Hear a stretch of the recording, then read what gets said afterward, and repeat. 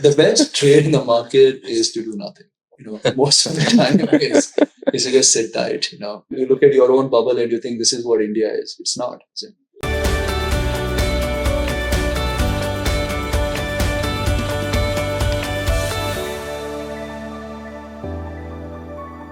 Hi everyone. So today we have with us the most famous person of India and the entrepreneur who has just killed it in the entrepreneurship space through the bootstrap business. Well, he's the founder of Zerodha, and not only that, he has his own website.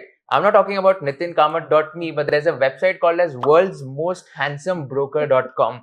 And Abraham Lincoln once said, "There shall be the handsome one, the one from 4th class JP Nagar, where he shall liberate us from tyranny of non-handsome stock brokers."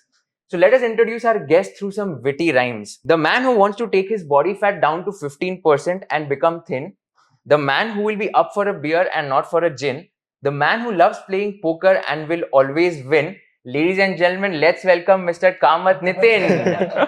So thank you so much, Nithin, for coming up. And it's an absolute honor for both of us, me and Nishan, to host you today. Thanks for hosting me on this. And it's kind of very impressive, whatever you guys are doing. Congrats. Thank you so much. Nithin, when thinking about starting their own venture, how should someone decide if they should take external funding or if they should just focus on making it bootstrapped, and which would have a higher chance of them succeeding? The Indian startup ecosystem, one of the things that I don't like is that today it's really hard for anyone to build a bootstrap business, right? Because, for you to go from an idea to an MVP, you will need 2 or 3 people. You will at least need, I think, $2-3 million to get there. So how does someone get $2 or $3 million, right? It's almost impossible. So it's become really, really hard unless the person who's building it himself is like a technologist and he's got another 2 or 3 friends, you guys come together and it's only it's like a tech product play of sorts. Otherwise, like someone like me, I have no tech skills. I've been trying to do jugaad through my life, So like in today's world, for people like me, it's impossible to build a bootstrap kind of a business. See, the thing is, it worked well for us because in our context, it worked well. Right? It's very hard to work well in every context. Like today, if Zerodha actually started, there's no way to build Zerodha bootstrapped because in today's world, already the competition is very commoditized. Right? And if I had to start today, we have to raise, a new Zerodha would have to raise money, get investors, and etc. I think raising money is almost inevitable in today's world. I think what a person who's raising money should do is not to oversell while raising money. Right.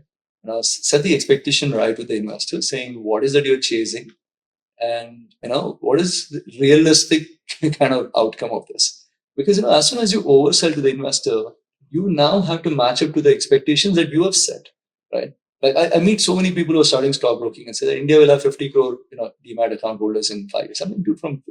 What are you guys smoking? From where will 50 crore Indians be able to invest? There are not more than 6 crore Indians who make more than 25,000-30,000 rupees a month. Right? It's almost impossible to even think, but there are people who are pitching that.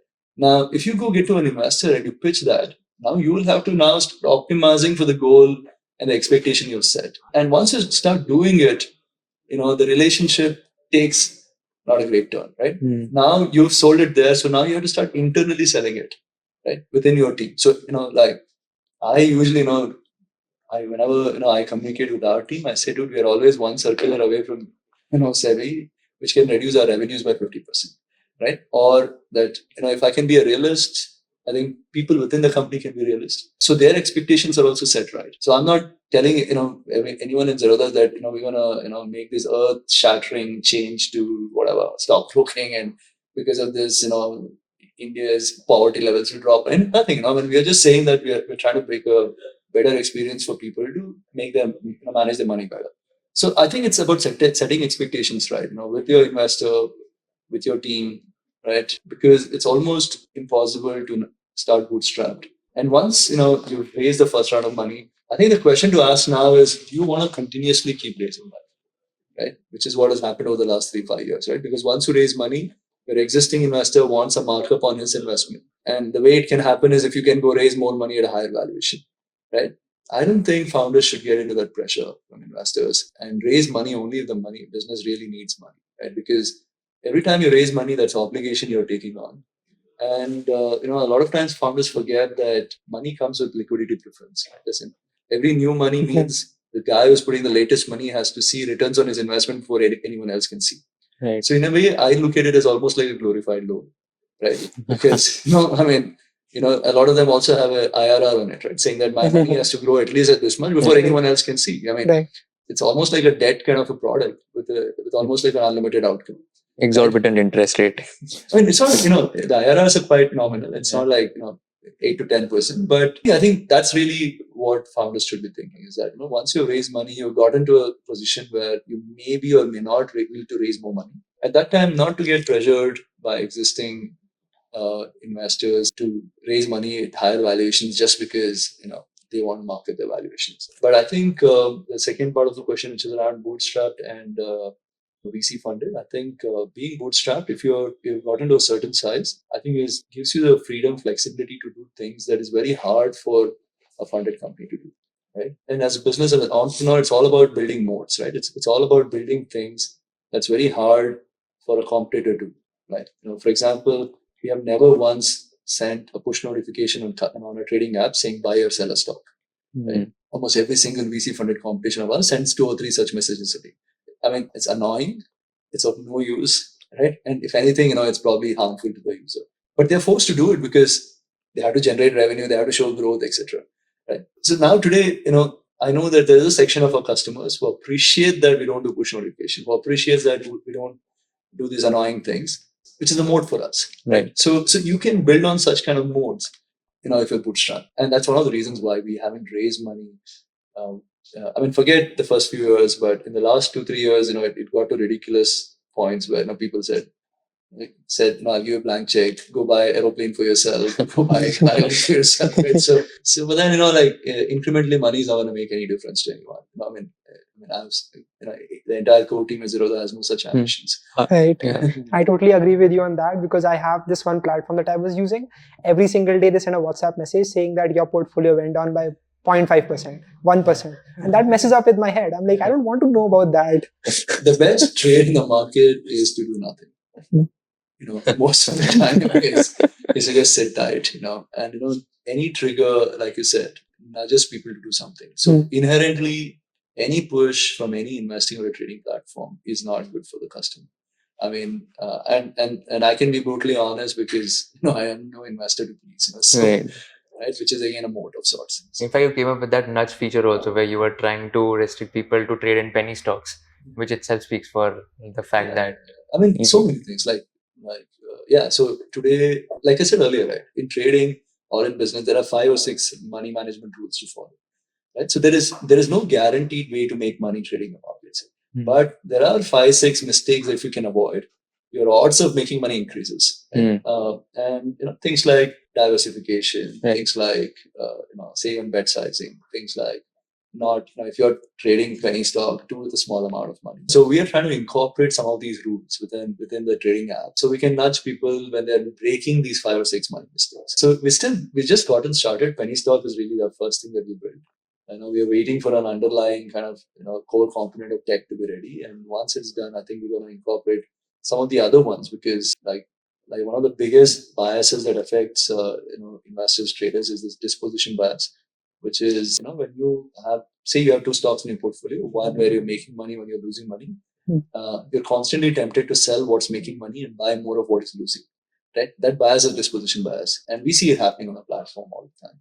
Right? So the biggest example was really when the S Bank was going down. People kept selling all the silverware and try to buy more of Yes Bank because it's just going down.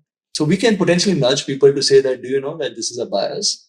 The way to make money in the market is to buy stocks which are expensive, sell it when it becomes more expensive, and not buy cheap stocks and hope that it somehow goes. Right?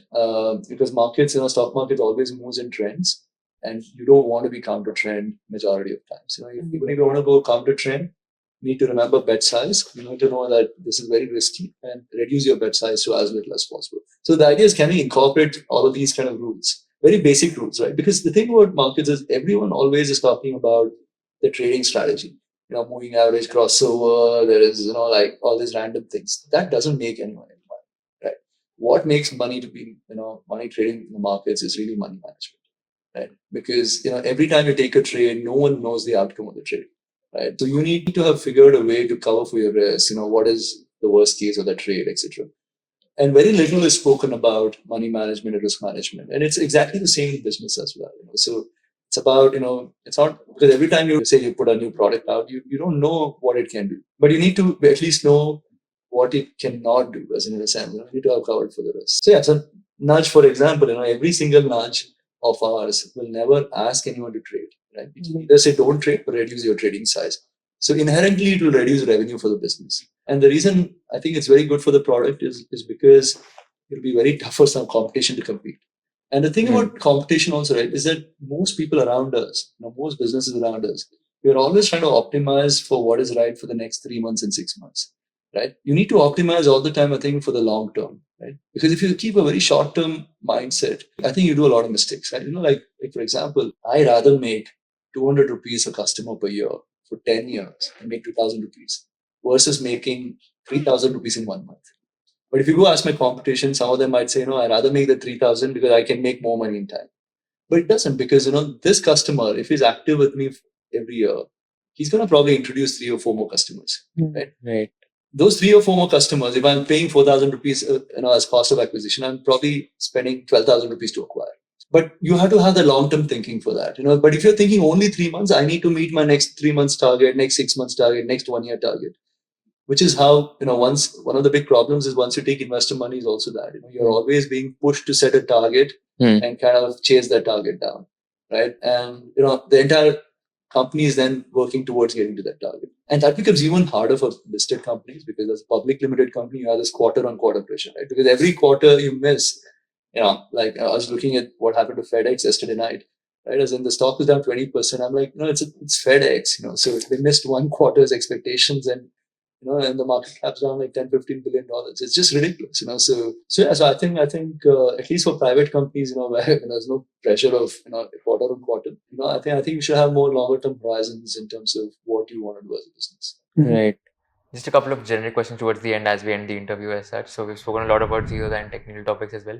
As of now, what are your biggest fears in your life? What are you scared of? Like I said, what I'm scared about is I don't know what is the max outcome in terms of risk. And see that in our business, in a broking business, we're almost like an insurance business, right? In an insurance business, you keep paying small amounts of premium to the insurance company. But every once in a while, there's going to be that one big day where the insurance company can lose money, right? Like, for example, the Twin Towers, in September 2001, when, there's a bunch of insurance companies went bankrupt. So in a broking business, most of our business is actually where we generate revenues from leverage business, right? That means a customer might have 1 lakh rupees, but he might have a futures position of 5 lakhs. That means he's taken a leverage position. So, if say tomorrow there's all this geopolitical tension, someone decides to press that red button and the nuke flies, right? That you come back and, the stock market's going to be, somewhere else, right? So all those, the margins that we collect from customers on such kind of days are not going to be sufficient to cover for the risk. And brokers' own funds get used for that. So it's like I said, over, from the time I started doing the business, every year, 10% of our profits, I've kept it as a war chest saying that someday I'm going to lose this. Right? So I kind of made peace with it saying, you need this because like an incident that happened in April 2020 was, when crude oil prices went to negative, which has never happened. No one in the world thought a commodity can go to negative price, right? So they all risk management failed. I think, crude oil is not a very popular traded commodity in this country, but we still lost 20-30 crore rupees that day. Right? And there was no way we could have covered for it. So that is something that worries me.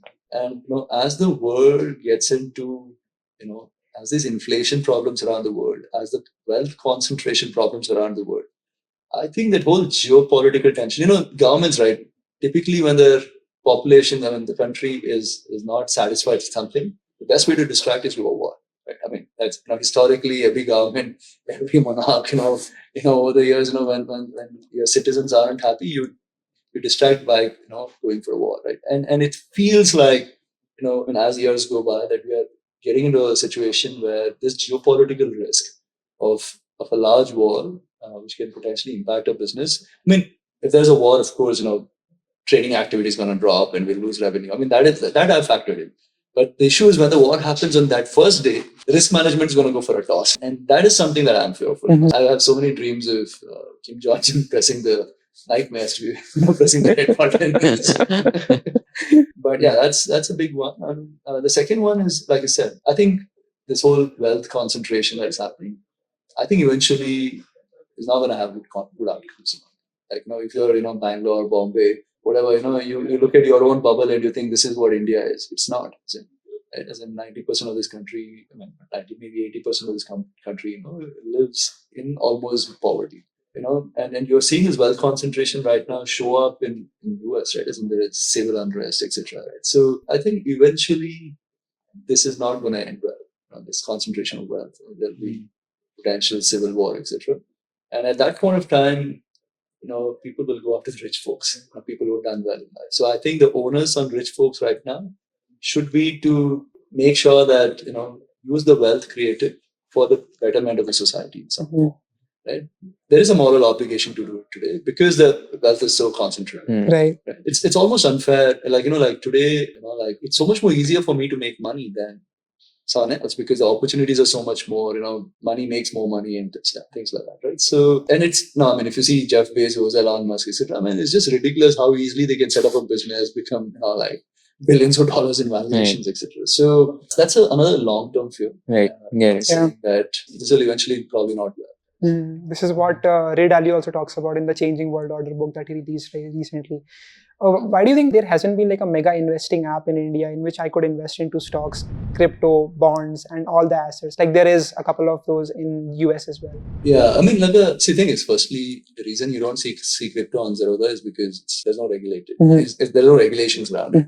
If SEBI allowed us to offer crypto, we would have offered. No, I might not believe in crypto, but if our users want it, I think the onus is on a platform like us to offer it. The problem with bonds in India is, the debt products in India historically have been made for the richer Indians, right? So, unless you have 10 lakh rupees, a lot of debt products are actually multiples of 10 lakh rupees in investment. So it was never thought of, that you can create a retail debt product.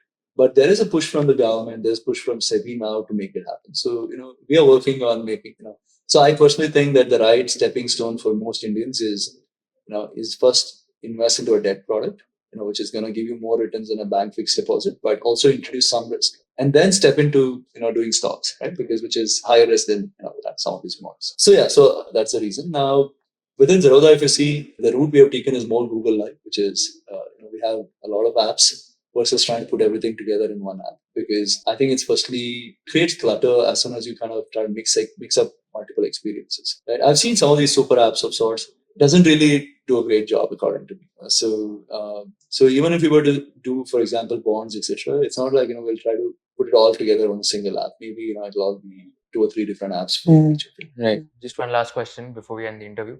If this is a tricky one, if you were in the shoes of Kushal and Nishan and if you were interviewing Nithin Kamath, what is that one question you would like to ask him towards the end of the interview? So this is more than tricky. So you guys are sharp, you're well prepared, so you ask me everything. So this question always throws people off whenever we ask. Especially when you have a camera on. So one of the other things that I personally believe is that you need to do as many different things in life as possible, and because it kind of builds on your skill sets. So maybe you would ask me, what is that you're chasing right now in my skills? So for which I would answer that I'm trying to right now learn magic. Okay, I got it. Awesome. Really interesting. Thanks a lot, Nithin, for your time. It was an Thank you so amazing much for conversation. doing this. Yeah, hope we could do justice to your time. No, thanks for having me. Cheers. Thank you so much. Thank you so much. Thank you.